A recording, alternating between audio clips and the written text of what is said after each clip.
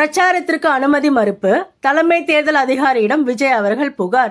தமிழ்நாடு சட்டமன்ற தேர்தல் 2026 முன்னிட்டு அரசியல் சூழல் தீவிரமாகும் நிலையில் விஜய் அவர்கள் மீண்டும் சர்ச்சையின் மையமாக உள்ளார். தமிழக வெற்றி கழகம் தலைவர் விஜய் அவர்கள் தனது தேர்தல் பிரச்சாரத்திற்கு தொடர்ந்து அனுமதி மறுக்கப்படுவதாக குற்றம் சாட்டி இதுகுறித்து தலைமை தேர்தல் அதிகாரியிடம் முறையிட்டுள்ளார். குறிப்பாக சென்னை பகுதிகளில் பிரச்சாரம் நடத்த அனுமதி கேட்டு விண்ணப்பித்த போதும் பல்வேறு காரணங்களை கூறி அதிகாரிகள் அனுமதி வழங்கவில்லை என்று அவர் தெரிவித்துள்ளார். ஒவ்வொரு முறையும் பிரச்சாரம் செய்ய முயற்சிக்கும் போது தாமதம் அல்லது மறுப்புதான் வருகிறது.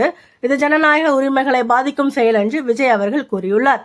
இதையடுத்து இந்த விவகாரத்தை அவர் அதிகாரப்பூர்வமாக எலெக்ஷன் கமிஷன் ஆஃப் இந்தியா கீழ் செயல்படும் தலைமை தேர்தல் அதிகாரியிடம் கொண்டு சென்றுள்ளார்.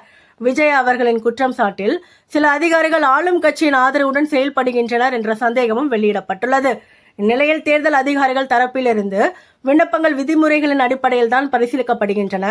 பாதுகாப்பு மற்றும் பொதுமக்கள் நலன் கருத்தில் கொண்டுதான் அனுமதி வழங்கப்படுகிறது என்று விளக்கம் அளிக்கப்பட்டுள்ளது. இந்த விவகாரம் தற்போது அரசியல் வட்டாரங்களில் பெரும் விவாதத்தை ஏற்படுத்தியுள்ளது. தேர்தல் நெருங்கும் நிலையில் இந்த புகார் அரசியல் சூழ்நிலையை மேலும் சூடுபிடிக்க செய்துள்ளது.